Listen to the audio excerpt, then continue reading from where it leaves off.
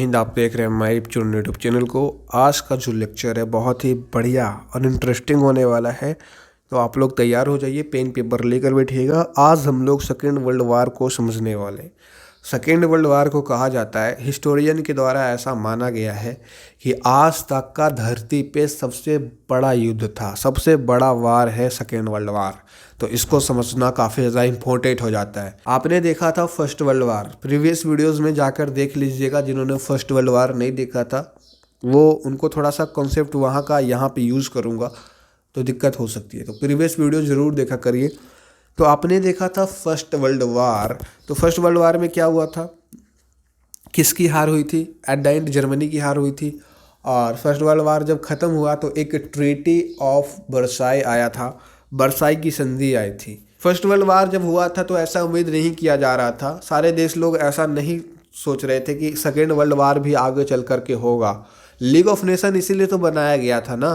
League of nation का क्या काम था? एक इंटरनेशनल ऑर्गेनाइजेशन था लीग ऑफ नेशन। उसका काम था कि आगे चल करके फ्यूचर में फर्स्ट वर्ल्ड वार जैसा कोई घटना ना हो। लेकिन लीग ऑफ नेशन असफल रहता है, आगे चल के सेकेंड वर्ल्ड वार हो गया ना। लीग ऑफ नेशन को बनाया गया था कि ये सेकेंड वर्ल्ड वार जैसा कुछ आगे चल के फ्यूचर में नहीं हो, लेकिन लीग ऑफ नेशन इस सभी में असफल रहता है, सेकेंड वर्ल्ड वार को रोक नहीं पाता है, सेकेंड वर्ल्ड वार हो जाता है। तो इस तरह से सेकेंड वर्ल्ड वार होता है और दुनिया का सबसे बड़ा युद्ध बनता है। चलिए बेसिक से स्टार्ट करते हैं। बेसिक इसका ये है, सेकेंड वर्ल्ड वार को दो और नाम का दिया गया है। एक तो ग्लोबल वार। ग्लोबल वार इसको इसलिए कहा जाता है क्योंकि ये ग्लोबली हुआ था। ग्लोबली मतलब पूरे वर्ल्ड में हुआ था, इसमें पूरा वर्ल्ड इन्वॉल्व था और इस वर्ल्ड वार से पूरा ग्लोबली इफेक्ट हुआ था, पूरा वर्ल्ड इफेक्ट हुआ था, इसीलिए ग्लोबल वार इसको कहा जाता है। ठीक है। और इसका दूसरा नाम है टोटल वार। टोटल वार इसको इसलिए कहा जाता है कि क्योंकि इसमें टोटल जनसंख्या, पॉपुलेशन इसमें इन्वॉल्व थी। जनसंख्या में कौन कौन आ जाएगा? वार में ज़्यादातर आप देखते होंगे मिलिट्री से लड़ा जाता है वार, एयरफोर्स, नेवी, आर्मी, मिलिट्री ही लड़ती है। लेकिन सेकेंड वर्ल्ड वार में टोटल वार था, इसमें सारे लोग इसमें हिस्सा लेते हैं। इवन घर की जो हाउस वाइफ होती है वो भी इस लड़ाई में बढ़ चढ़ के हिस्सा लेती है। बड़े बड़े बिजनेसमैन भी इस लड़ाई में हिस्सा लेते हैं। फार्मर्स, किसान वगैरह, लेबर, मजदूर, सभी लोग इस लड़ाई सेकेंड वर्ल्ड वार में बढ़ चढ़ के हिस्सा लेते हैं।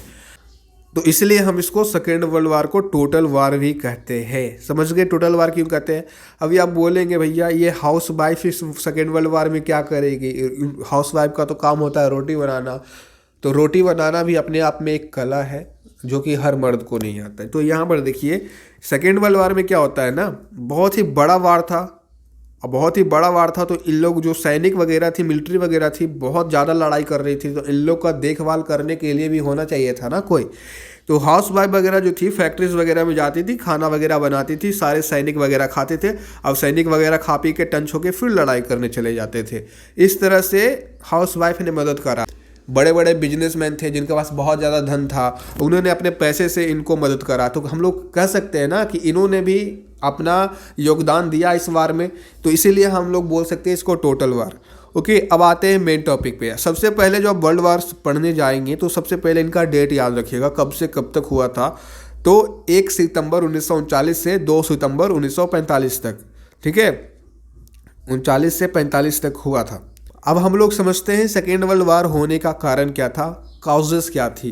तो सबसे पहला कॉजेस है ट्रीटी ऑफ वर्साइस। याद करो फर्स्ट वर्ल्ड वार का जब लेक्चर मैंने बताया था तो सबसे लास्ट में मैंने बताया था जब फर्स्ट वर्ल्ड वार ख़त्म होता है तो ये ट्रीटी ऑफ वर्साई मतलब वर्साइस की संधि आती है, जो कि जर्मनी पे काफ़ी ज़्यादा अत्याचार करा जाता है इस ट्रीटी के अकॉर्डिंग, क्योंकि जर्मनी फर्स्ट वर्ल्ड वार में हार चुका था, जर्मनी की हार हो गई थी। और ये जो ट्रीटी ऑफ वर्साइल से अलाइज पावर वाले लाते हैं, फ्रांस, यूके, ये सभी लाते हैं, इस अलाइज पावर वाले ट्रीटी ऑफ वर्साइल करते हैं और जर्मनी को बद से बदतर हाल बनाने के लिए षड्यंत्र रचते हैं।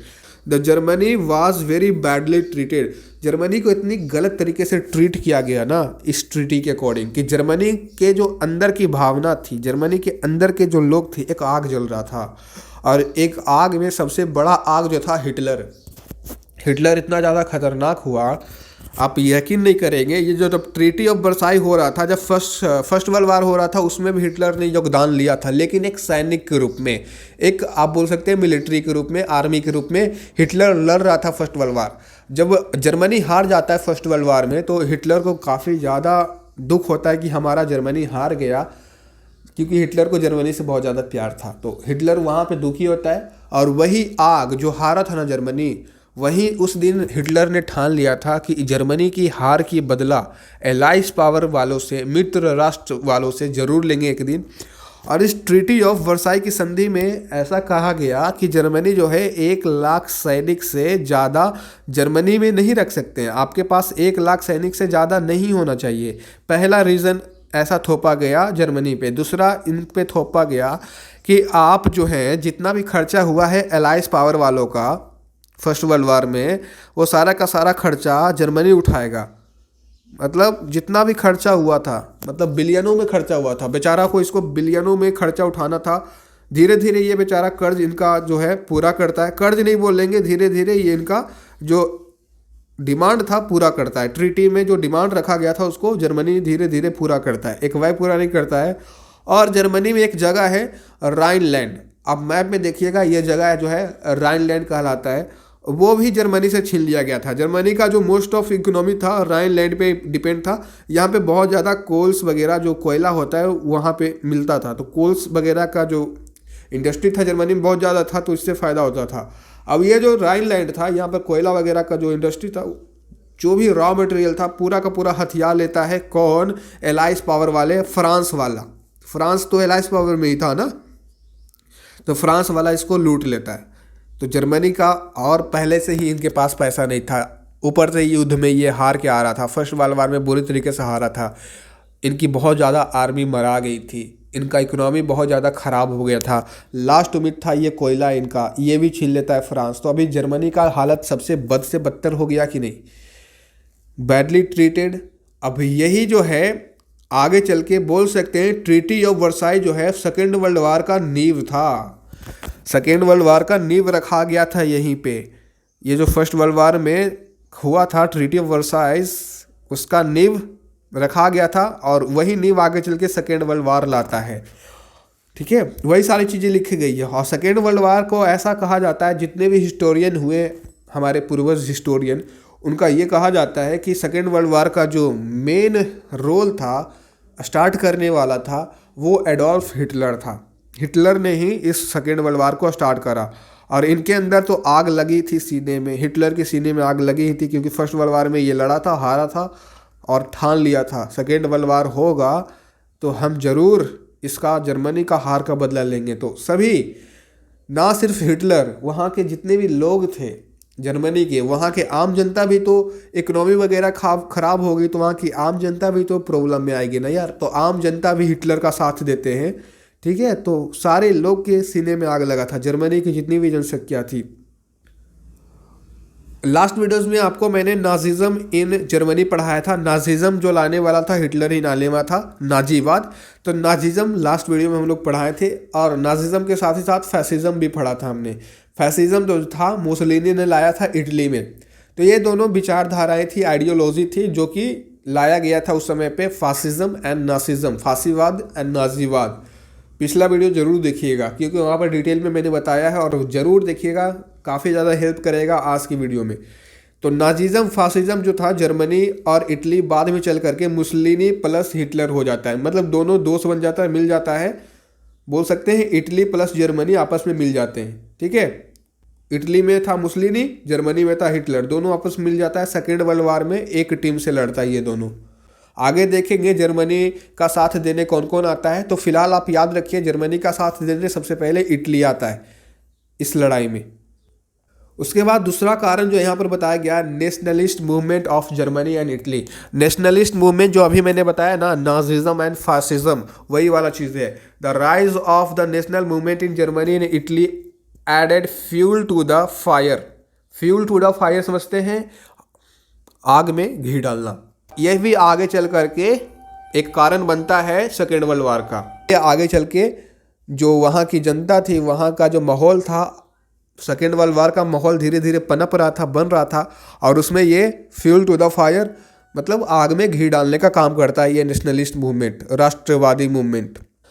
उस समय यूरोप की जितनी भी कंट्रीज थी वहाँ पे दो तरह का मेन जो है सिस्टम देखा जाता था, दो तरह की सरकारें देखी जाती थी। एक तो डिक्टेटरशिप एंड दूसरा डेमोक्रेसी। डेमोक्रेसी से आप अच्छे तरीके से वाकिफ़ होंगे क्योंकि आपका इंडिया जो है डेमोक्रेसी पे चल रहा है, लोकतंत्र पे चल रहा है, तो आप इसको समझते होंगे। लोकतंत्र में क्या होता है, इलेक्शंस वगैरह होती है, आपका राजा इलेक्शन के थ्रू चुना जाता है, और हर स्टेट में सीएम होता है, एक पीएम होता है, और बहुत सारे मंत्री होते हैं, रेलवे मंत्री, विदेशी मंत्री, सारे ढेर सारे मंत्री होते हैं। लेकिन डिक्टेटरशिप में ऐसा नहीं होता है। डिक्टेटरशिप में तानाशाह हो जाता है। तानाशाह सिर्फ एक होता है, जैसे कि फॉर एग्जांपल हिटलर। जर्मनी में उस टाइम सिर्फ हिटलर का चलता था और हिटलर ही पूरे जर्मनी को संभाल रहा था, एक अकेले। तो डिक्टेटरशिप में एक अकेले संभाला जाता है। डेमोक्रेसी में बहुत सारे मंत्री आ जाते हैं, पीएम, सीएम और ढेर सारे गवर्नर, प्रेसिडेंट, ये सारी चीज़ें हो जाती हैं डेमोक्रेसी में। तो ये दो तरह की सिस्टम उस टाइम पे जो है यूरोप में देखा जा रहा था, और दोनों के बीच कॉन्फ्लिक्ट होता था। देखिए, डिक्टेटरशिप वाले डेमोक्रेसी को पसंद नहीं करते थे, बोलते तो डेमोक्रेसी रहेगा तो डिक्टेटरशिप नहीं रह पाएगा। डेमोक्रेसी वाले कहते थे डिक्टेटरशिप गलत है, डिक्टेटरशिप नहीं होना चाहिए, तानाशाही नहीं होना चाहिए, डेमोक्रेसी इज़ द बेस्ट। मतलब दोनों के बीच ऐसे ही कुत्ता बिल्ली वाला लड़ाई होते रहता था।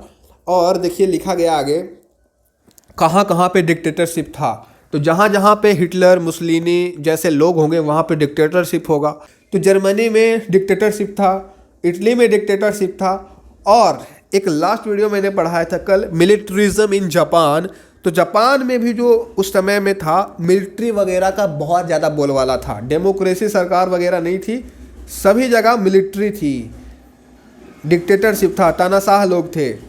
ठीक, यूएसए हो गया, अमेरिका हो गया, आपका ब्रिटेन, इंग्लैंड हो गया, फ्रांस हो गया, यहाँ पे जो था ये सारे के सारे लोग डेमोक्रेसी को फॉलो करते थे। इनका जो देश था लोकतांत्रिक तरीके से चल रहा था, पार्लियामेंट, सांसद वगैरह होती थी इनके कंट्रीज़ में। लेकिन इसके ठीक उलट जर्मनी, इटली, जापान जो है वो डिक्टेटरशिप पे काम करता था। इसका सिद्धांत था तानाशाही वाला। अब यहाँ पर एक कॉमन सा दिमाग लगाना है आपको। डिक्टेटरशिप वाला एक अलग टीम में चला जाएगा, डेमोक्रेसी वाला मतलब जैसे कि देखिए, अगर आपके क्लास में बहुत सारे लड़के पढ़ते हैं तो आप पाएंगे कि आपका जो सोच है दो तीन लड़कों का मैच खाता होगा। तो आप लोग क्या करेंगे, जो आपसे आपका सोच और दो तीन लड़कों का मैच खा रहा है, आप एक अलग आ जाएंगे, और जिसका सोच आपसे मैच नहीं खा रहा है आप उससे दूर रहेंगे, तो वो अलग टीम में आएगा। तो ये डिक्टेटरशिप वाले एक अलग टीम में आ गए, डेमोक्रेसी वाले एक अलग टीम में आ गए। डिक्टेटरशिप में कौन कौन से, तो जर्मनी, इटली एंड जापान, ये एक टीम से लड़ता है, और आगे चल के इंग्लैंड, फ्रांस एंड अमेरिका ये अलग टीम से लड़ते हैं। तो दो टीम अभी बन चुकी है। अब यही चल के आगे दो टीम आपस में मारधाड़ करेगी, ठीक है, यही दोनों टीम आपस में आगे चल के मारधाड़ करेगी, वर्ल्ड वार 2 करवाएगी। मुसलिनी का कहावत था, वो लिखा गया, the struggle between two world can permit no compromise. कहने का मतलब है आर या पार की लड़ाई है, या तो जीतो या तो हारो, ठीक है, आइदर बी और दे, या तो हम या तो तुम। ये वाला इनका सिद्धांत था मुसलिनी का, पगलवा का। मुसलिनी का बहुत ही हंसने वाला किस्सा सुनेंगे इसको ना। इटली में ये फांसीवाद लाता है, फासिज्म लाता है, और इटली वाले लोगों को बढ़ा चढ़ा देता है, पूरा लड़ाई वगैरह में इन्वॉल्व करवा देता है, आम जनता को भी। फिर लास्ट में जैसे ही आगे चलता है, फर्स्ट सेकेंड वर्ल्ड वार होता है धीरे धीरे, तो मुसलिनी को वहाँ की ही जनता दौड़ा दौड़ा के मारती है। क्यों मारते हैं, क्योंकि ये कोची बोलता था ना, सबको भाषण देता था, युद्ध ही व्यक्ति को महान बनाता है, जो व्यक्ति युद्ध में नहीं लड़ेगा वो औरत के समान है, बांझ औरत के समान है, विधवा औरत के समान है। तो ये बोला ना, वहाँ की जनता, ढेर विधवा बना रहा है तुम, सबको विधवे बना देगा, हमको लड़ाई करने में इंटरेस्ट नहीं, इन्हें लड़ेंगे। दौड़ा दौड़ा के इसको मारता है मुसलिनी को, और इसको इतनी बुरी मौत मारता है कि देखते बनता है। तो इस तरह से सारी चीज़ें जो है चलती है, ठीक है। अगला पॉइंट देखते हैं, अगला रीज़न है इनसिफिशिएंसी ऑफ लीग ऑफ नेशन। ये मैंने वीडियो की शुरुआत में बताया था। अगर आपका जो फर्स्ट वर्ल्ड वार के बाद ये जो लीग ऑफ नेशन, ये एक तरह का इंटरनेशनल ऑर्गेनाइजेशन था जो कि दुनिया को कंट्रोल करने के लिए बनाया गया था। इसमें बहुत सारे देश ने अपना भागीदारी दिखा। अब इसमें बहुत सारे देश आते थे लीग ऑफ नेशन, जैसे कि आज यूएनए है ना। यूएनओ क्या करता है, सारे देश पे नज़र रखता है, कौन ज़्यादा चक्कर पकड़ कर रहा है, कौन ज़्यादा उछल रहा है, उसको शांत कराता है, उसको कंट्रोल करता है। जैसे कि इंडिया भी पाकिस्तान पे अटैक कर देगा तो उधर से यूएनओ से आएगा कहावत। यूएनए वाले कहेंगे इंडिया तुम ज़्यादा ढेर उछल रहा है, काहे मारा पाकिस्तान को। तो आज की डेट में यूएनओ वगैरह जो है ज़्यादा कारगर है, यूएनओ वगैरह सारे देश को संभाल रहा है। उसी समय जो सबसे पहला इंटरनेशनल ऑर्गेनाइजेशन था वर्ल्ड का, लीग ऑफ नेशन, इसका भी वही काम था, पूरे वर्ल्ड में जितने भी कंट्रीज सबको संभाल के रखना, पीस मेंटेन करना, शांति बना कर रखना। लेकिन इनसफिशिएंसी, कहने का मतलब ही इनकैपेबल था। इसने जो है लीग ऑफ नेशन ने सेकेंड वर्ल्ड वार होने से नहीं रोक पाया, इसमें इसकी क्षमता इतनी नहीं थी। तो लीग ऑफ नेशन बकलोल बोल सकते हैं, थोड़ा और बढ़िया होना चाहिए था लीग ऑफ नेशन का, ताकि सेकेंड वर्ल्ड वार ना हो। तो फिलहाल 2 टीम बन चुकी थी, 2 कैंप्स बन चुके थे। दोनों कैंप्स का नाम अब इधर में दिया गया है, एक्सिस वर्सेस एलाइज पावर। एक टीम का नाम था एक्सिस, दूसरा टीम का नाम था एलाइज पावर। एक्सिस पावर में कौन कौन सी, देखिए मैंने बताया था ना अभी थोड़ी देर पहले, ये वाला समझाया था, कॉन्फ्लिक्ट बिटवीन डिक्टेटरशिप। जो डिक्टेटरशिप वाले एक अलग टीम में, डेमोक्रेसी वाले एक अलग टीम में। तो देखिए डिक्टेटरशिप वाले यहाँ पर होंगे सब, जर्मनी, इटली, जापान, ये सभी के सभी डिक्टेटरशिप पे सिद्धांत पे अपने देश को चलाते थे, तानाशाही लोग थे ये सभी।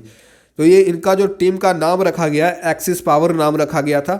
और जो मित्र राष्ट्र थी एलाइज पावर में आपका ग्रेट ब्रिटेन मतलब इंग्लैंड, फ्रांस, रसिया भी बाद में आके जुड़ता है, और चाइना भी इन लोगों का इस लड़ाई में साथ देता है। तो ये सेकेंड टीम में इतने लोग होते हैं, फर्स्ट टीम में इतने लोग होते हैं, यही दोनों मिलकर लड़ता है और सेकेंड वर्ल्ड वार करवाता है। लीग ऑफ नेशन जैसे जापान को बोला था, जापान तुम जो ये हमला कर रहे हो मंचूरिया पे, चाइना पे, किसी को भी जाके तुम मार दे रहे हो, जापान को लीग ऑफ नेशन समझाने गया। जापान ने क्या कहा, लीग ऑफ नेशन में यहाँ से छोड़ रहा हूँ, मैं लीग ऑफ नेशन का पार्ट नहीं हूँ, तुम हमको समझाने क्या आया है, मैं तुम्हारे लीग ऑफ नेशन को ही छोड़ दूंगा। जापान लीग ऑफ नेशन को छोड़ देता है। सिमिलरली जर्मनी वगैरह सारा यही करता है, लीग ऑफ नेशन को ही छोड़ देता है। तो उस पर लीग ऑफ नेशन को ही छोड़ दिया तो लीग ऑफ नेशन अब अधिकार नहीं जमाएगा इस सब पे, ठीक है। इस तरह से लीग ऑफ नेशन फेल हो जाता है, पूरी तरीके से डेड हो जाता है, मरी हुई हालत हो जाती है लीग ऑफ नेशन की। यह ऑर्गेनाइजेशन इस वर्ल्ड वार को रोकने में सक्षम रहता है। आगे देखा गया है कॉलोनियल एंड कॉमर्शियल राइवलरी, यह भी एक कारण है सेकेंड वर्ल्ड वार होने का। तो देखिए अब बताइए, भारत जो था किसका कॉलोनी था, इंग्लैंड का, फ्रांस का, इटली का या जर्मनी का? भारत पे किसका कब्जा था, भारत किसका कॉलोनी था? अब सबसे पहले आपके दिमाग में आएगा इंग्लैंड। इंग्लैंड ने तो भारत पे कब्जा कर रखा था, तो भारत एक इंग्लैंड का कॉलोनी था। अब इस पिक्चर में देखिए, इंग्लैंड ने ना सिर्फ भारत को बलि का बकरा बना के रखा था, भारत पे कब्जा था, इंग्लैंड का और भी जगह पे कब्जा हुआ करता था। यहाँ हो गया, यहाँ हो गया, ये आपका साउथ अमेरिका का कुछ पार्ट है, इधर आपका यूएसए कनाडा में इसका हो गया, ये अपना खुद का, ये तो है ही, यहाँ पर ब्रिटेन है, यही ब्रिटेन है, इसका कब्जा यहाँ पर भी था, इसका कब्जा यहाँ पर भी था, इसका कब्जा यहाँ पर भी था। ये सारी इसकी कॉलोनीज थी, ये सारी इसकी कॉलोनीज थी। ऑस्ट्रेलिया को भी कब्जा में कर रखा था, ठीक है। सारी की सारी ये ब्रिटेन की कॉलोनीज थी। अभी हम लोग देखते हैं फ्रांस ने पूरे देश पे कहाँ कहाँ पे कब्जा करा था, फ्रांस की कितनी कॉलोनीज थी। तो ये जो ब्लू कलर की जितनी भी लाइनें आप देख रहे हैं, ठीक है, सारा का सारा ये फ्रांस का कॉलोनीज था।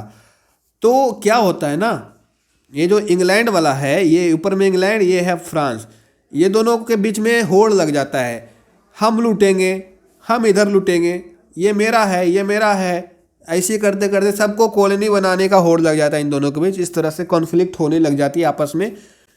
एक समोसा है, दोनों लड़ रहा है, एक भारत है, दोनों लड़ रहा है, कैसे चलेगा काम भैया, किसी एक ही का होगा ना। ये जो फ्रांस एंड इंग्लैंड है वो एक साथ थे, कॉमर्शियल इनमें राइवलरी होती थी, लेकिन इतनी बड़ी राइवलरी नहीं होती थी कि ये दोनों अलग अलग हो जाएं। इन्होंने एक साथ सेकेंड वर्ल्ड वार में लड़ाई करा। तो फ्रांस एंड इंग्लैंड छोटी मोटी कमर्शियल राइवलरी हुआ करती थी, लेकिन इंग्लैंड एंड फ्रांस के बगल में जो इसका विरोधी था, दुश्मन था, जर्मनी एंड इटली, जर्मनी का हिटलर, इटली का मुसोलिनी, ये दोनों इसके खिलाफ था। इनको भी तो, जर्मनी के जो हिटलर था इसका भी एक ही काम था, एक्सपेंशन करना, अपनी जो ज़मीनें उसका विस्तार करना। तो जर्मनी वालों का भी सेम गोल था जो इन लोगों का रहता था। फ्रांस एंड इनको जितनी कॉलोनीज थी, जर्मनी वाला भी चाहता था कि जर्मनी का भी कॉलोनी ढेर सारा हो, जर्मनी भी बहुत सारी जगहों पे जाके अपना कॉलोनी बनाए, बहुत सारी जगहों को लूटे, बहुत सारी जगहों पे अपना अधिकार जमाए। जर्मनी हो गया। इटली वाले भी सेम है, ठीक है, जो जो जर्मनी करेगा वो इटली करेगा, जर्मनी का चमचा था इटली। तो ये सारे दोनों के बीच जो होता है ना, जमीन विस्तार करने की जो होड़ लगती है, कॉलोनियल बनाने की जो होड़ लगती है, कॉलोनी बनाने की जो रेस लगती है, हम आगे तुम आगे, हम जीतेंगे तुम हारेगा, ये सारी चीज़ों फिर आगे चल के सेकेंड वर्ल्ड वार का कारण बनती है। ये भी एक कारण है। अगला पॉइंट देखिए, aggressiveness of Berlin Rome Tokyo axis. ये क्या है? यह जो टॉपिक है ये भी जो है हिटलर से रिलेटेड है। हिटलर कैसे आगे चल के बहुत सारी जगहों पे हमला करता है और उसको जीतता है, उसकी कहानी है ये। एग्रेसिवनेस ऑफ, कौन सबसे ज़्यादा एग्रेसिवनेस है? हिटलर। हिटलर बहुत ज़्यादा एग्रेसिवनेस था और इसका एग्रेशन आप देखेंगे क्या क्या करता है। Hitler had become very aggressive and annexed the सार वैली, ऑक्युपाइड द राइनलैंड। जो इनका जर्मनी का जो जगह था राइनलैंड, जहाँ पे कोयला वगैरह था, उसको कब्जा किसने कर रखा था? फ्रांस ने। अब उसको जर्मनी वाले जो हिटलर चाचा हैं वो इस पर हमला करते हैं और इसको आज़ाद करवाते हैं। अभी राइनलैंड पहले भी जर्मनी का था, अब इस पर हमला किए तो फ्रांस वाला इसको छोड़ देता है। अब राइनलैंड फिर से जर्मनी का हो गया। तो राइनलैंड जो है, सार वैली, सबसे पहली बार राइनलैंड पे ये कब्जा करते हैं। एंड और साथ ही साथ फिर ये ऑस्ट्रिया को और स्लोवाकिया, चेकोस्लोवाकिया को, ये सारी जगहें इन्होंने जीत लिया। मतलब अब ये किसका पार्ट हो गया? हिटलर चाचा का, जर्मनी का पार्ट हो गया। सिमिलरली इसका जो दोस्त था, हिटलर का दोस्त कौन था? मुसोलिनी था, इटली वाला। इटली वाला भी फिर आगे चल के एबिसिनिया को हमला करता है, जिसको आज के टाइम में इथोपिया कहते हैं, और इथोपिया पे ये मुसोलिनी का कब्जा हो जाता है, मतलब इटली का कब्जा होता है। सिमिलरली फिर जापान। तो ये तीनों ना हमला कर कर के जापान चाइना पे कब्जा करने लग जाता है। हिटलर जो है ऑस्ट्रिया, चेकोस्लोवाकिया, राइनलैंड वगैरह कब्जा कर लेता है। मुसोलिनी जो है इथोपिया पे कब्जा कर लेता है। तो इस तरह से ये लोग अपना जो राज्य है, अपना जो बाउंड्री है वो बढ़ाते हैं। कौन? एक्सेस पावर वाले लोग। तो 6 पॉइंट में वही चीज़ें लिखी गई है। एग्रेसिवनेस, एग्रेसिवनेस से जब भी ये नाम आए, एग्रेसिवनेस, विराट कोहली का नाम ना लेकर के हिटलर का नाम लेना, क्योंकि इंडियन क्रिकेट में विराट कोहली भी एग्रेसिवनेस दिखाता है, हुआ करते रहता है। उसी तरीके से हिटलर था, बहुत खतरनाक था यार। अब आते हैं इमीडिएट काउज। इमीडिएट काउज क्या होता है? इमीडिएट काउज वह काउज होता है, इमीडिएट कारण वह कारण होता है जिसके तुरंत बाद वर्ल्ड वार 2 स्टार्ट हो गया। कोई ऐसी घटना हुई होगी जिससे तुरंत बाद वर्ल्ड वार 2 आपका स्टार्ट हो गया। वो कौन सी घटना थी? देखिए क्या हुआ ना, जर्मनी के जो हिटलर चाचा थे उन्होंने क्या कहा, पोलैंड को कहा कि आप सरेंडर कर दे। आपके सामने 2 मैंने मेन पॉइंट रखे हैं, दोनों को मानना पड़ेगा। 2 पॉइंट इन्होंने, हिटलर ने रखा था। दोनों पॉइंट आपको देख रहे होंगे, पहला पॉइंट, दूसरा पॉइंट। पहला पॉइंट क्या था?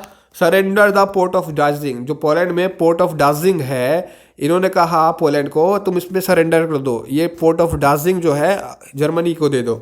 ये पहला मांग था हिटलर का। दूसरा मांग हिटलर ने रखा, the right of establishing A rail link. ये रेलवे लाइन बनाना चाहता था, रेल लिंक बनाना चाहता था। कहाँ से कहाँ तक? जर्मनी से लेके ईस्ट पर्शिया तक, ठीक है। जर्मनी हो गया और ये ईस्ट पर्शिया हो गया। इन दोनों के बीच एक रेल मार्ग बनाना चाहता था, ताकि ये रेल में हिटलर चाचा बैठ करके ईस्ट पर्शिया भी जा सके। तो रेलवे लाइन बनाना चाहता था। दूसरा मांग था, ये दोनों का दोनों मांग जो है, पोलैंड वालों ने बोला कौन है तू हिटलर, काहे तुम इसे बोल रहा है, नहीं डरते हैं तुमसे। दोनों का दोनों ये मांग हिटलर का नकार दिया पोलैंड ने। हिटलर तो है ये था सनपड़ा का आदमी, बोले तो पागल आदमी, घुसियाया और जाके पूरा का पूरा पोलैंड में तबाही मचा दिया। पूरा पोलैंड ले लिया। वही वाली बात है ना, हिटलर ने पहले बात से समझाया, बोला सरेंडर वगैरह करो बेटा, नहीं तो फिर आगे चल के दिक्कत हो जाएगी। तो पोलैंड सरेंडर नहीं करता है। हिटलर तो अपने आप में है, बोलता है बाप बाप होता है, बेटा बेटा होता है। पोलैंड को जा करके पूरा हराता है, पोलैंड पे कब्जा कर लेता है। आपसे पूछा जाएगा जर्मनी ने पोलैंड पे कब कब्जा करा, कब हमला करा? 1939 में हमला करा, ठीक है। और 1900 याद करिए, 1939 में तो ये स्टार्ट होता है। 1939 1 सितंबर 1939 को सेकेंड वर्ल्ड वार स्टार्ट होता है। तो वही होता है इमीडिएट कॉज। इमीडिएट कॉज मतलब जस्ट जिसके बाद, वो घटना बताइए जिसके बाद ये सेकेंड वर्ल्ड वार स्टार्ट हुआ। तो आप बताइएगा पोलैंड पे हमला। पोलैंड के हमला के जस्ट बाद से स्टार्ट हुआ ये सेकेंड वर्ल्ड वार। धीरे धीरे फिर ये सेकेंड वर्ल्ड वार बहुत ही बड़ा वर्ल्ड वार बन जाता है। बहुत ही लोगों की जान जाती है, आम लोगों की भी जान जाती है, क्योंकि आम लोग भी इस लड़ाई में इन्वॉल्व थे। याद करिए टोटल वार मैंने समझाया था आपको, सेकेंड वर्ल्ड वार को टोटल वार भी कहते हैं। तो लगभग 75 से 80 मिलियन लोग मारे जाते हैं। 80 मिलियन आप इमेजिन करिए, समझ रहे? 80 मिलियन लोग मारे जाते हैं उस समय ना, वर्ल्ड में। 1940 की बात कर रहा हूँ, 1940 की बात कर रहा हूँ। 1940 का वर्ल्ड का टोटल 3% था ये 80 मिलियन। मतलब वर्ल्ड में 100% में 3% आदमी मारे जा चुके थे इस सेकेंड वर्ल्ड वार में, जो कि सबसे ज़्यादा लोग मारे गए थे। इसीलिए इसको बोला जाता है दुनिया का सबसे बड़ा युद्ध, आज तक का सबसे बड़ा युद्ध। पोलैंड को जाके पूरा हरा देता है 1939 में। आपने ये देख लिया ना। उसके बाद क्या होता है, 1939 में ये हिटलर पोलैंड को जीत लेता है। पोलैंड को जीतने के साथ ही साथ ब्रिटेन एंड फ्रांस वाले गरमा जाते हैं। बोलते हैं तुमने पोलैंड को कैसे जीत लिया जर्मनी, कैसे जीत लिया हिटलर, कैसे हिम्मत हुई तुम्हारे हिटलर, ऐसा कहते हैं ब्रिटेन वाले, इंग्लैंड वाले एंड फ्रांस वाले। ऐसा इसलिए कहते हैं क्योंकि ये इंग्लैंड वाले एंड फ्रांस वाले ने पोलैंड से प्रॉमिस कर रखा था कि तुम पे कोई अगर हमला करेगा तो हम तुमको बचाने आएंगे। पोलैंड से ऐसा इनको वादा था, ठीक है। तो ये वादा किया था, तो वादा निभा रहा था अपना, इंग्लैंड एंड फ्रांस निभा रहा था। जब हमला कर दिया, जर्मनी जीत गया और पोलैंड पे कब्जा कर लिया, तो ये जो आपके इंग्लैंड वाले हैं एंड फ्रांस वाले हैं, इनको बचाने आते हैं। किसको? पोलैंड को। बोलते हैं जर्मनी को, पोलैंड को आज़ाद करो। जर्मनी वाला हिटलर बोलता है नहीं करेंगे, कि कर लेगा। इसी तरीके से जर्मनी वर्सेस फ्रांस, फिर आगे चल के लड़ाई होता है जर्मनी वर्सेस फ्रांस, ठीक है। इस वर्ल्ड वार 2 को आप लोग मैप से समझने का कोशिश करिए, बहुत जल्दी समझ में आएगा, वीडियो ज़्यादा लेंदी भी नहीं होगा। तो आप सबसे पहले तो आपको यहाँ पर देखिए, ये इसका ये आपका पूरा वर्ल्ड मैप है। यूरोप पे चलते हैं, ये यूरोप है। यूरोप में आपका जर्मनी ये दिख रहा होगा आपको, ठीक है। तो सबसे पहले जर्मनी जो है पोलैंड पे हमला करता है। पोलैंड को 2 शर्तें रखता है, पोलैंड इसको नकार देता है। पोलैंड बोलता है हम नहीं कर रहे तुम्हारे शर्तों को पूरा, पोलैंड पे जाके हमला कर देता है। और उसी समय पे जर्मनी ने रसिया जो दूसरी टीम में था उसको एक हवाला दिया, एक लॉलीपॉप दिया, और रसिया से क्या कहा ना, ए रसिया हम इसको जा रहे हैं कब्जा करने, इसको मार के कब्जा कर लेंगे। जब ये इस पर कब्जा कर लेंगे ना तो तुमको दे देंगे। तो रसिया बोला काहे, हमको काहे दे देगा तुम, पोलैंड जीता है तुम, अब पोलैंड हमको दे देगा, ऐसे काहे कर रहा है। रसिया ने बोला वजह बताओ। तो रसिया से बोला ना जर्मनी कि हम इसलिए ऐसा कर रहे हैं कि हमको अनाज चाहिए, क्योंकि रसिया उस समय पे, रसिया में ज़्यादातर लोग फार्मिंग किया करते थे, ठीक है, एग्रीकल्चर की अधिकता थी, तो यहाँ पर अनाज वगैरह की कोई कमी नहीं थी। तो रसिया वाले से कहा जर्मनी के हिटलर ने, रसिया तुम जर्मनी को क्या दो, अनाज दो, इसके बदले हम जो पोलैंड जीते हैं वो तुम्हारा, ठीक है। तो रसिया खुश हुआ, बोला पोलैंड मिलेगा तो मेरा जो यहाँ तक बाउंड्री है यहाँ तक अब हो जाएगा। तो इस तरीके से लॉलीपॉप दिखाया गया रसिया को। जर्मनी क्या कहता है ना, पोलैंड पे अभी मेरा अधिकार हो चुका है, पोलैंड हार चुका है, पोलैंड अब जर्मनी का है। जल्दी जल्दी तुम अपना जितना भी सेना है रसिया का जितना भी सेना है वो यहाँ पे ले आओ, पोलैंड में ला के लगा दो, पोलैंड में अपना सेना भर दो, ताकि पोलैंड हमारे हाथ से निकल ना जाए।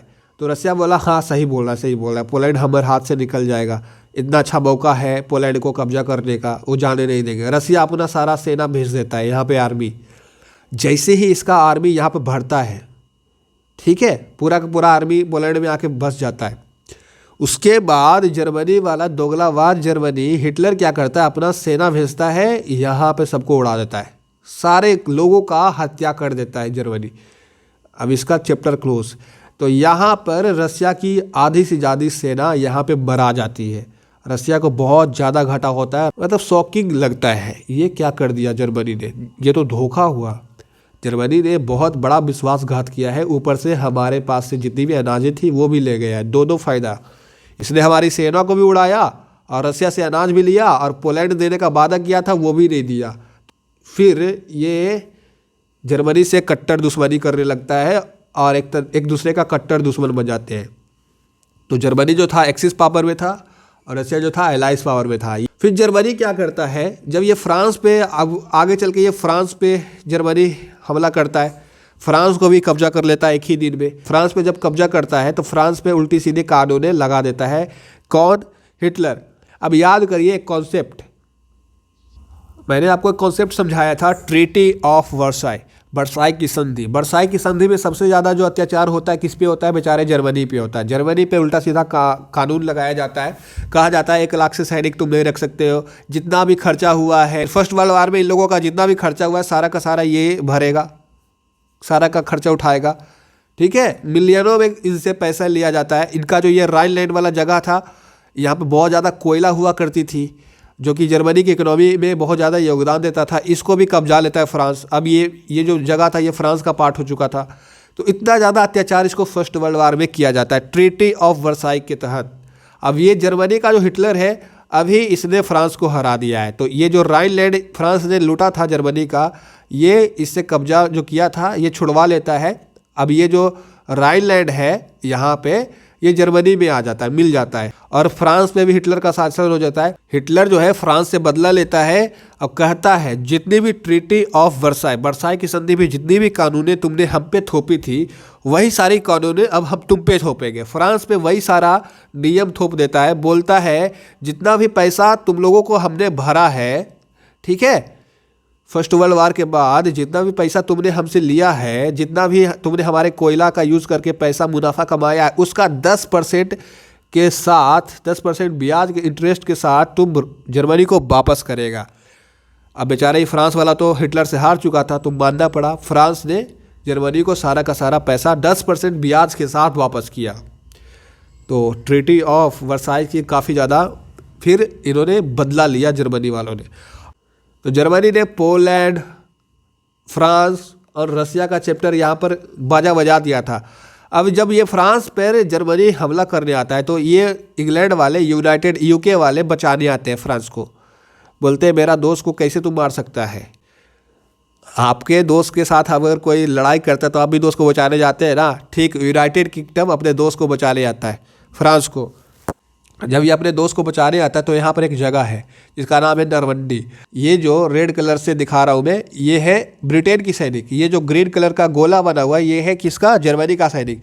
कहने का मतलब यहाँ पर इसका सैनिक को चारों तरफ से घेर लेता है जर्मनी का सैनिक। यहाँ पर लगभग यूके के 50,000 सैनिक यहाँ पर घिर जाते हैं। जर्मनी का सैनिक इसको चारों तरफ से घेर लेता है और इसको फिर चैप्टर क्लोज कर देता है, ख़त्म कर देता है। तो इंग्लैंड को पहला झटका, इसकी 50,000 सैनिक चली गई। अभी जर्मनी का दुश्मनी इंग्लैंड से हो गया, क्योंकि इनका भी सेना को 50,000 सेना को मार दिया गया। धीरे धीरे जर्मनी का जो दुश्मन था बढ़ते जा रहा था। जर्मनी का दुश्मन नंबर 1 पोलैंड, दुश्मन नंबर 2 फ्रांस, दुश्मन नंबर 3 यूनाइटेड किंगडम, दुश्मन नंबर 4 रसिया। मतलब axis power versus allies power की जितनी भी कंट्री थी, इसकी दुश्मन बन गई थी जर्मनी की। फिर क्या करता है, इसमें ये वर्ल्ड वार का रूप ले चुका था। अभी तक सारी चीज़ें नॉर्मल चल रही थी, लेकिन धीरे धीरे ये सारी चीज़ें बहुत ही बड़ा वार के रूप ले लेता है। बहुत बड़ा वर्ल्ड वार बनता है, वर्ल्ड वार सेकेंड बनता है। जर्मनी क्या करता है, जब यहाँ पर आता है, इसकी सेना पर आ गई, फिर जर्मनी क्या करता है ना, ढेर होशियार बनता है। ओवर कॉन्फिडेंस में ये अपना जहाज़ निकालता है, लड़ाकू विमान, सभी लड़ाकू विमान निकाल लेता है। सारे पायलट को बोलता है जाओ यहाँ पर लंदन को उड़ाओ। इसकी सैनिक उड़ती है, जा करके लंदन पे 15 दिन 15 रात लगातार इतना बम गिराता है, इतना बम्बार्डमेंट करता है ना, पूरा लंदन तबाह हो जाता है, लंदन का रेस्ट इन पीस हो जाता है, मतलब खंडहर बन जाता है लंदन। लंदन कितना ज़्यादा डेवलप है आज की डेट में सोच सकते हैं। तो पूरा डेवलप लंदन को खंडहर बना देता है। इंग्लैंड बौखला जाता है, मेरा लंदन उड़ा दिया, ऊपर से मेरा यहाँ पर 50,000 नरमंडी में 50,000 सैनिक भेजे थे उसको भी ले गया। इंग्लैंड जो है काउंटर अटैक करता है, जर्मनी को सबक सिखाने के लिए ये भी अपना जहाज़ निकालता है। ये जहाज़ निकाला, जर्मनी पे बम गिराने लगा, बम्बार्टमेंट करने लगा। अब देखिए दोनों का जहाज आपस में लड़ रहा है, तो क्या वर्ल्ड वार नहीं हो रहा है? इतना बड़ा युद्ध हो चुका था। इधर से ये जहाज से बम गिरा रहा है, इधर से इंग्लैंड वाला जहाज से बम गिरा रहा है, इधर से ये, इधर से ये, दोनों बम बम खेल रहे हैं। लेकिन जर्मनी वालों से एक गलती हो गई थी। जर्मनी वाले ने क्या करा था ना, यहाँ पर देखिए आपकी लड़ाई सैनिक से है तो सैनिक पे हमला करिए, आपकी लड़ाई जहाज से है तो इधर का जहाज को उड़ाइए, इंग्लैंड के जहाज को उड़ाइए ना।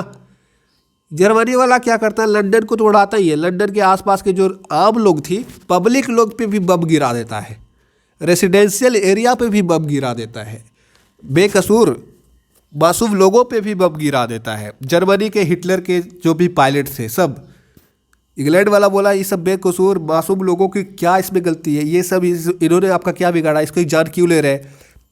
ये बहुत ख़राब लगता है इंग्लैंड को, मासूम लोग की हत्या करता है ना, इस बम से जब बम्बार्डमेंट से मासूम लोग की जाने जाती है, इंग्लैंड को बहुत ख़राब लगता है। इंग्लैंड में ईंट का जवाब पत्थर से देता है, ये इधर से अपना जहाज उड़वाता है और यहाँ की जो आम जनता, जर्मनी की आम जनता को उड़ाने लगता है। जर्मनी इसकी आम जनता को उड़ा रहा है, इंग्लैंड इसकी आम जनता को उड़ा रहा है, ये लड़ाई चलते रहता है। अब इसमें डिस्ट्रैक्शन नाम की चीज़ आ जाती है, डिस्ट्रैक्ट हो जाता है जर्मनी की सेना। कैसे डिस्ट्रैक्ट होता है वो समझिए। जर्मनी का जो हिटलर है, जब इंग्लैंड ने इसके आम जनता पे हमला करा तो जर्मनी के जो हिटलर है उसने बोला ये पगला गया इंग्लैंड का, हमारे आम जनता को उड़ा रहा है। तो हिटलर भैया ये पगलाया नहीं है, शुरुआत आपने करा था, बेचारे इंग्लैंड के बेकसूरों पे आपने बम पहले गिराया था, उसके बाद इंग्लैंड आपके बेकसूरों पे बम गिरा रहा है। ठीक है, तो हिटलर को ये समझना चाहिए था। हिटलर ने फिर आदेश दिया, अपने जितने भी पायलट्स थे, जितनी भी जहाज़ें थी, सबको आदेश दिया, कहा जाओ पूरा यूके को उड़ा दो, पूरा इंग्लैंड को उड़ा दो। पहले सिर्फ लंदन उड़ाया था, 15 दिन 15 रात ये लंदन उड़ाया था। अब आदेश क्या दिया ना, पूरा ये यूके को ही उड़ा दो, नामो निशान इसका मिटा दो, ख़त्म, टाटा बाय बाय कर दो इसको। ऐसा आदेश दिया हिटलर। सोच रहे कितना ज़्यादा खतरनाक था हिटलर। तो यहाँ पर इसकी सैनिक डिस्ट्रैक्ट हो गई, अपने गोल से भटक गई। यहाँ पर ये क्या करने लगा, इसका सैनिक एक जहाज इधर आया, एक जहाज इधर गिरा रहा है बम, एक जहाज इधर बम गिरा रहा है, एक जहाज इधर, सारी जगह इसकी जहाज मतलब इधर उधर फैल गई। अब फैल गई तो सारी जहाज कहीं कहीं पे बम गिरा रही थी अपना। इससे इंग्लैंड वालों को फ़ायदा हुआ। देखिए कहा जाता है इंग्लैंड के पास सैनिक बहुत कम थी उस समय पे। सैनिक के मामले में जब जो चढ़ाते हैं पायलट, इंग्लैंड के पास अगर 1000 पायलट है, अब ये रियल वैल्यू नहीं है, इसको मान के नहीं चलेगा कि 1000 ही सैनिक थे, बस समझाने के लिए मैंने 1000 लिया है। मान लीजिए जर्मनी के पास 1000 सैनिक थे तो इंग्लैंड के पास कितने पायलट थे, मात्र 150। इस तरह का रेशियो था। तो जर्मनी के पास पायलट की कमी नहीं थी यार, पायलट बहुत ज़्यादा था। लेकिन इंग्लैंड के पास, यूके के पास पायलट की बहुत ज़्यादा कमी थी। तो ऐसा कहा जाता है कि इसको बहुत ज़्यादा दिक्कत फेस करना पड़ रहा था। जर्मनी वाले, इसके पास इतनी ज़्यादा पायलट थी, एक थकता था दूसरा प्लेन उड़ाने चल जाता था, दूसरा थकेगा तीसरा चलाएगा, मतलब पायलट की कोई कमी नहीं थी। लगातार इसने हमला किया, क्योंकि एक थकता था तो दूसरा जहाज़ उड़ा लेता था, बोलता था यार अभी थक गया हूँ तू चला ले जहाज़। इस तरह से ये लोग बदल बदल के अपना जहाज़ चला रहे थे, मतलब जहाज़ इनका लगातार चल रहा था। लेकिन इसके पास तो बहुत कम सैनिक थे, तो इनकी जो पायलट थे थक जाती थी तो ये लोग रेस्ट करने चल जाते थे। तो इनका रेस्ट में ये लगातार अटैक कर रहा है, ये बेचारा रेस्ट करने की मूड में आ रहा है। तो कौन जीतेगा, जो लगातार अटैक करेगा वो ना। तो जर्मनी लगातार अटैक कर रहा था, इसकी कम सेना थी तो ये लोग रेस्ट वगैरह करने में, इनकी कम पायलट थी तो डिसएडवांटेज था, जिसका बहुत फ़ायदा उठाता जर्मनी। फिर क्या करता है, जब इसने आदेश दिया पूरा इसको उड़ा दो, तो क्या हुआ, जर्मनी की सेना डिस्ट्रैक्ट हो गई। अब ये सबको उड़ाने लगा था, ये सबको उड़ाने, रेसिडेंशियल एरिया पूरा को उड़ाने लगा। जर्मनी की सेना का एम होना चाहिए था कि यहाँ के जो पायलट्स थे, यहाँ के जो लड़ाकू विमान है उसको उड़ाए ना, उसको उड़ाए। ये लड़ाकू विमानों पे हमला ना करने की बजाय पूरा जगह पे हमला करने लगा, तो डिस्ट्रैक्ट हो गया। ठीक है, इसी में इसको फ़ायदा हो गया। यहाँ की जो सेना थी इंग्लैंड की, उसको फ़ायदा हो गया। फ़ायदा इससे हुआ क्योंकि इसका जो सेना था डिस्ट्रैक्ट हो गया था, यहाँ पे ये हमला कर रहा था और इसकी सेना पे हमला नहीं कर रहा था। तो इसकी सेना को 2-3 दिन तक सोने का मौका मिल गया, क्योंकि पायलट कम थी तो आराम की ज़रूरत थी बेचारों को आराम की ज़रूरत थी। तो आराम करने के लिए, रेस्ट करने के लिए टाइम सफिशिएंट मिल गया। 2-3 दिन तक आराम से चैन से सोया, फिर तगड़ा खाना पीना, लस्सी दूध पी के आया पूरा, फिर लड़ता है। और क्या, आगे चल के फिर ये काउंटर अटैक करता है। ऐसा कहा जाता है कि यहाँ की यूके की सेना में जितने भी पायलट थे लगातार 3 दिन तक बिना सोए लड़ाई किए हैं, 3 दिन तक बिना सोए जहाज चलाए हैं, लड़ाकू विमान चलाए हैं। इमेजिन करो, बिना 3 दिन तक सोए कोई ड्राइवर गाड़ी चला सकता है? आप बोलेंगे नहीं चला सकता है, बहुत ही मुश्किल काम है। तो इसकी सेना इतनी मतलब प्रॉब्लम फेस कर रही थी। अभी इनको रेस्ट मिल चुका है, इनको रेस्ट की ज़रूरत थी तो रेस्ट मिल चुका है, क्योंकि इसकी सेना इधर बिजी थी, इधर उधर उड़ाने में, इसकी पूरी जगह पर उड़ाने में। तो इसकी सेना रेस्ट कर लिया, काउंटर अटैक करता है। रेस्ट करने के बाद ये आता है, आधा रास्ता भी नहीं पहुंचता है कि जर्मनी की पूरी वायु सेना को ख़त्म, टाटा बाय बाय कर देता है। पूरी की पूरी वायु सेना ख़त्म हो जाता है। जर्मनी को सबसे बड़ा झटका लगता है यहाँ पे, इसकी पूरी वायु सेना उड़ा दिया। और जर्मनी का जो दुश्मन था, हिटलर का दुश्मन था मुसोलिनी, की कर रहा था ये बेचारा, की कर रहा था ना, ये छोट मोट लड़ाई में कर रहा था। इसका जो मुसोलिनी था, कभी ये दोनों को लड़ा देता था, इटली फ्रांस, इधर आपस में छोट मोट लड़ाई कर रहा था। यहाँ की जनता पगलाई, बोली पगला गया, मुसोलिनी पगला गया है। मुसोलिनी को फिर दौड़ा कि वहाँ यहीं की जनता, यहाँ इसको मुसोलिनी को कोई सैनिक, कोई देश नहीं मारा है, इसको यहीं की जनता इसको मार पीट के मार देती है मुसोलिनी को। ठीक है, मुसोलिनी क्या कहा करता था? मुसोलिनी कहा करता था, जो नहीं लड़ता है वो औरत के समान है, बांझ औरत के समान है। यहाँ की जनता बोली, ढेर तुम बांझ बनाएगा हमको, सब बांझ निकाल देंगे। पूरा यहाँ की तमाचा मार मार के इसकी जान ले लेते हैं मुसोलिनी की। तो इटली जो है इस वर्ल्ड वार से हट गया, क्लोज हो गया। अब जर्मनी का साथ नहीं दे रहा था, क्योंकि इसका लीडर ही मरा गया, इटली का लीडर मरा गया, तो इटली को संभालने वाला कोई था नहीं। ठीक है, अब जर्मनी को इसका साथ नहीं मिलेगा। जर्मनी का साथी एक और था, जापान। वो देखते हैं आगे जापान कैसे जर्मनी का साथ देता है, वो आगे देखेंगे हम लोग। तो इस तरीके से लड़ाई आगे बढ़ी, इसने इसका पूरा ब्लॉकेज कर दिया, पूरा जो सेना था उसको उड़ा दिया बम से। तो इस तरह से आगे बढ़ती है लड़ाई। इसकी सेना पूरे हवाई फायरिंग से इसकी जो वायु सेना थी पूरा को उड़ा दिया, जर्मनी का पहला झटका। उसके बाद ये रसिया से क्या सीन चलाता है, रसिया से क्या क्या कह रहा था, रसिया को ये लेमचूस जो दे रहा था लॉलीपॉप, पोलैंड देंगे, इससे अनाज लिया, इसकी सैनिक यहाँ पर बुलाया, सैनिक को बुला करके मार दिया। रसिया वाला भी पगलाया हुआ था जर्मनी से। फिर रसिया वाला कैसे लड़ाई करता है जर्मनी से, देखिए। जर्मनी ने फिर आगे चल के रूस के साथ एक गलती करी। जर्मनी क्या करता है ना, एक स्टेटमेंट देता है। जर्मनी का जो हिटलर है स्टेटमेंट देते हैं, बोलते हैं मॉस्को पे कब्जा करना है तो ठंड से पहले करना है। इस तरह का स्टेटमेंट दे दिया भाई, जो कि रसिया को सचेत कर दिया। अब ये सतर्क हो गया रसिया को पता चल गया इसका जो बिग पॉइंट है जर्मनी का है वो ठंडी है। जर्मनी ने क्या स्टेटमेंट दिया था, अगर रसिया को हराना है, मॉस्को पे कब्जा करना है, तो ठंडी से पहले इस पे हमला करके कब्जा करना होगा, क्योंकि इसको ठंडी से डर लग रहा था, ये लोग ठंडी झेल नहीं पाएगा। रसिया को पता चल गया ये जर्मनी ठंड से डर रहा है, ठंड में ये हमला नहीं करेगा। ठीक है, तो रसिया वाला स्ट्रेटेजी अपनाता है, बदला लेने के लिए स्ट्रेटेजी अपनाता है। रसिया वाला अपना सेना को कुछ सेना इधर, कुछ सेना इधर, कुछ सेना इधर, कुछ सेना इधर सेना बिखेर देता है चारों तरफ। और फिर आता है जर्मनी वाले भैया आते हैं, इन पे अटैक करते हैं। तो कुछ इसका सेना कुछ इधर चल गया, इसका सेना कुछ इधर चल गया, इसका सेना कुछ इधर चल गया, इसका भी सेना इधर उधर बिखर जाता है, क्योंकि जहां पे इसकी सेना रहेगी वहीं पे जाएगा ना इसका सेना मारने। ठीक है, इसकी सेना वहीं पे, तो इसकी भी सेना बिखर गई।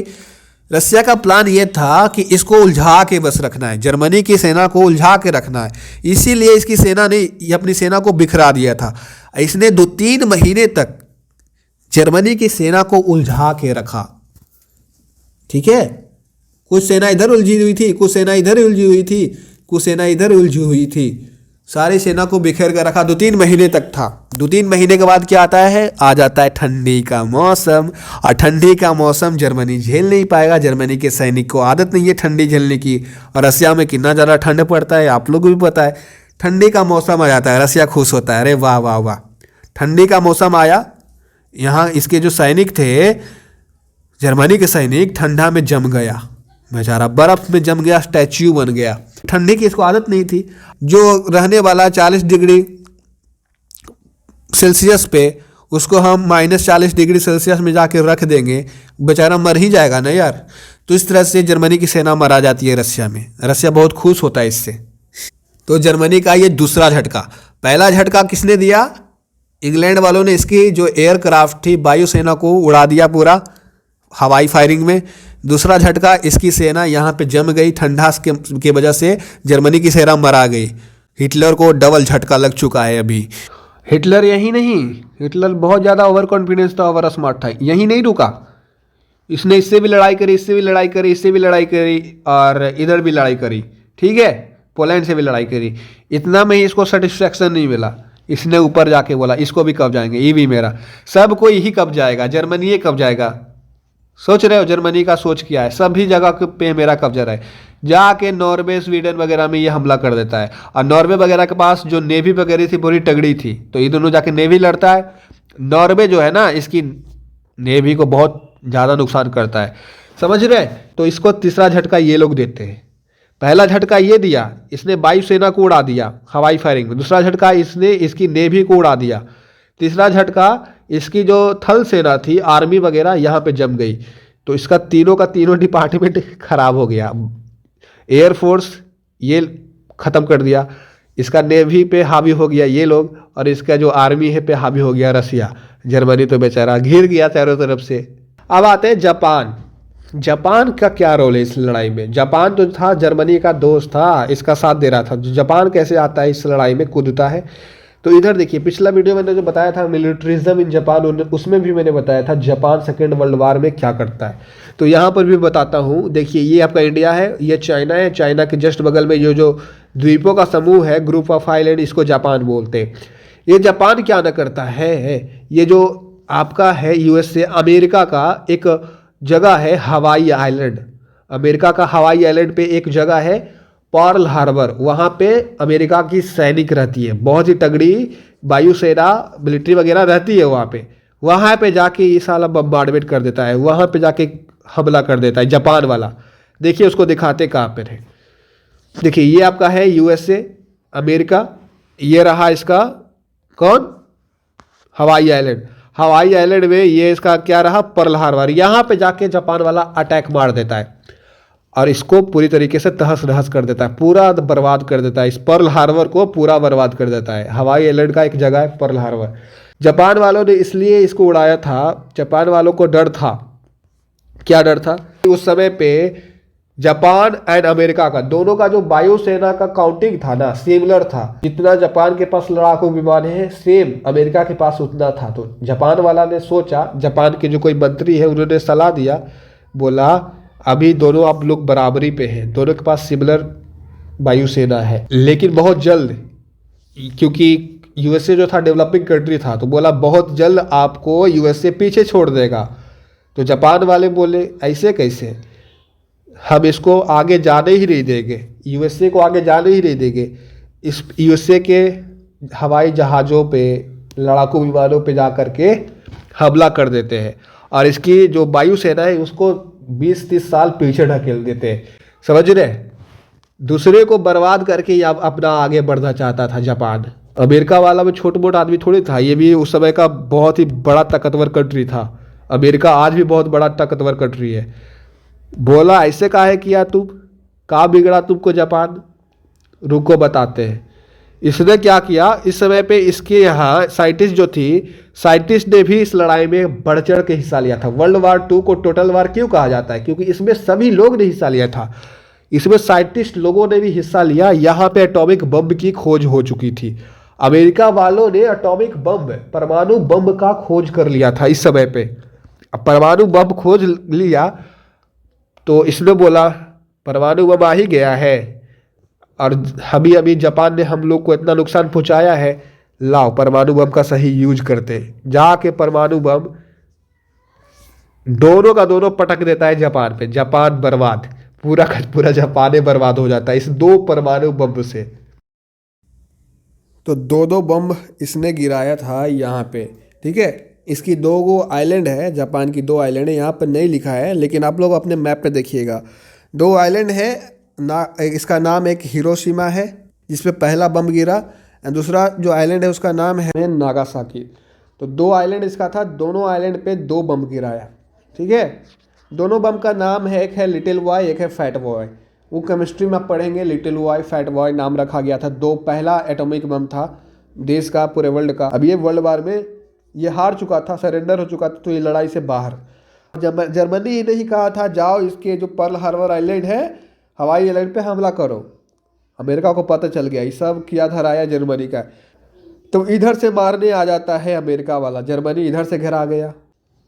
इंग्लैंड वाले इसकी वायुसेना को उड़ा दिए, नॉर्वे स्वीडन वाले इसके जो नेवी थी उसको उड़ा दी, रसिया वाले इसके आर्मी को उड़ा, इसकी बौखलाई सेना इधर आ गई। बेचारा बीच में बलि का बकरा बन गया आपका ये जर्मनी। देख रहे हो, ऊपर से भी घिरा गया, बाएं दाएं, बस नीचे से नहीं घिराया है। दिन पर दिन बेचारा घिराते जा रहा था, घिराते जा रहा था। दिन पर दिन इनकी सैनिक धीरे धीरे आगे बढ़ रही थी। आगे बढ़ते बढ़ते सबसे पहले सैनिक जो था इसका, सैनिक फुर्तीला था रसिया वाला। सबसे पहले जर्मनी में रसिया वाला पहुंचा। तो सबसे फुर्तीली सेना किसकी थी? रसिया की। रसिया सबसे पहले पहुंच जाती है यहाँ पे जर्मनी में। जर्मनी में एक जगह है बर्लिन, बर्लिन में पहुंच जाती है। तो रसिया क्या कहती है ना, अब हम आधा जर्मनी मेरा, आधा जर्मनी लूट लेता है रसिया वाले लोग, और आधा जर्मनी बोलता है हमारा हो गया। और इधर से जो लोग आ रहे थे, यूएस, ये सभी, ब्रिटेन, फ्रांस वगैरह, नॉर्वे, तो बोलता है आधा जर्मनी हम लोग का। तो दो पार्ट में जर्मनी को ये लोग आधा आधा बांट लेते हैं। कैसे समोसा एक रहता है तो आधा आधा बांट लेते हैं भाई बहन, अवश्य।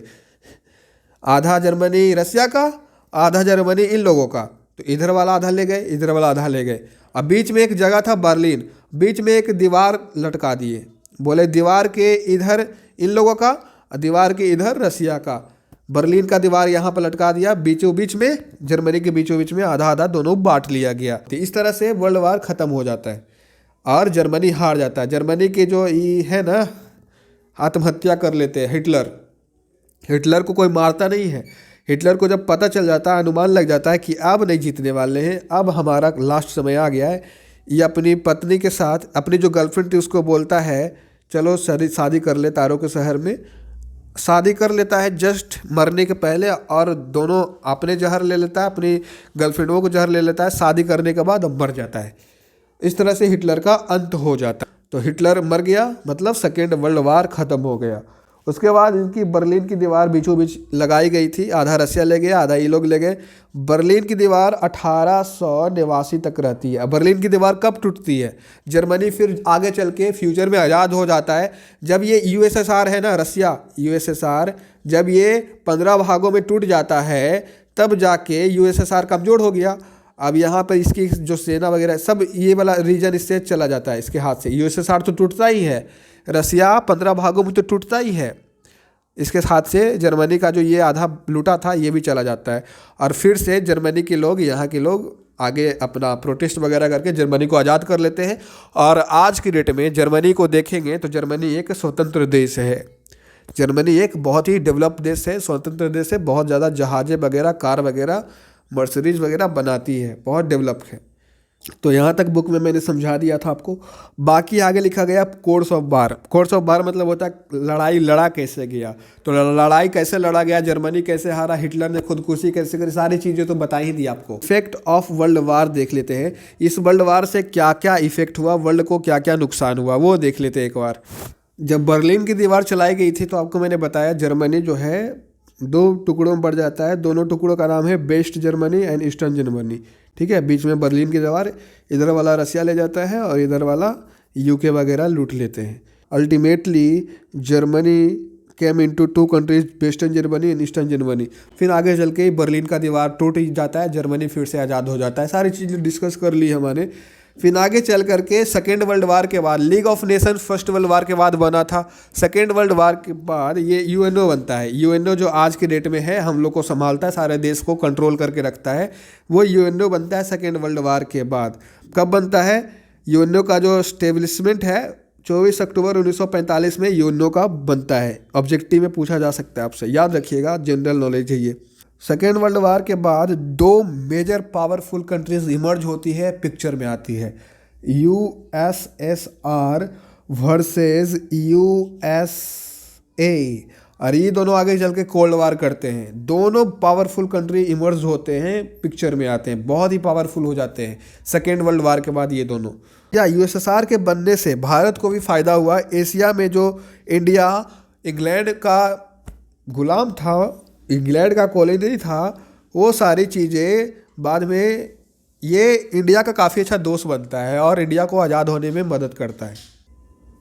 और नेक्स्ट लाइन, 5वां लाइन में वही लिखा है, ब्रिटिश एम्पायर के हाथ सर से, इंग्लैंड के हाथ सर से जितने भी इन्होंने कब्जा किया था वो इसके हाथ से जाने लगते हैं, इसका लीडरशिप खोने लगता है और सारी जगह इंडिपेंडेंस हो जाती है। जैसे कि भारत इंडिपेंडेंस हो गया, इंग्लैंड से हाथ से चला गया। छठा पॉइंट है, France also lost much of their post gallery. जैसे कि ब्रिटेन ने बहुत सारी कॉलोनीज कर रखी थी अपनी, फ्रांस की भी बहुत सारी कॉलोनीज थी, फ्रांस की भी जितनी भी कॉलोनीज थी वो भी धीरे धीरे आज़ाद होने लगते हैं, similar to Britain. Last point है, उसके बाद चाइनीज़ रेवोल्यूशन पढ़ेंगे, चाइना में कम्युनिस्ट कैसे आता है वो सारी चीज़ें देखेंगे। उसके बाद मैंने आपको बताया वर्ल्ड वार दो टीम के बीच होता है। इस तरह का नोट्स आपको बनाना है कि कौन लीडर था। जापान में जब फर्स्ट वर्ल्ड वार हो रहा था तो उस समय लीडर जो था हिरोहितो था, जर्मनी का लीडर हिटलर था, इटली का लीडर मुसलिनी था। ठीक है, और इनका बता दिया गया पद का नाम भी। Mussolini prime minister of Italy था, हिटलर जो था नाजी डिक्टेटर ऑफ जर्मनी था, और हिरोहितो जो था एम्परर ऑफ जापान था and his prime minister Tojo. Japan की तरफ से दो लोग लड़ रहे थे, तोजो एंड हिरोहितो, दोनों मिल करके जापान को मिलिट्रिज्म कर रहे थे, इस वर्ल्ड वार में लड़ाई कर रहे थे, लीडर थे जापान के। उसके बाद एलाइड कंट्रीज़ में कौन कौन से देश थे? यूएसए थी, ब्रिटेन थी, फ्रांस थी, रसिया थी। सभी का नाम यहाँ पर दिया गया है, सभी के लीडर का नाम दिया गया है, और सभी के लीडर के साथ साथ वो प्रेसिडेंट, प्राइम मिनिस्टर, उनके पद का नाम दिया गया है, वो क्या थे, याद कर लीजिएगा, सभी का सभी आपके सामने है। उसके बाद ये खत्म होता है मिसलेनियस, कोल्ड वार स्टार्ट होता है। कोल्ड वार भी हम लोग देखेंगे अगली वीडियो में, चाइनीज़ रेवोल्यूशन देखेंगे। आज की वीडियो में बस इतना ही। Thank you for watching my video.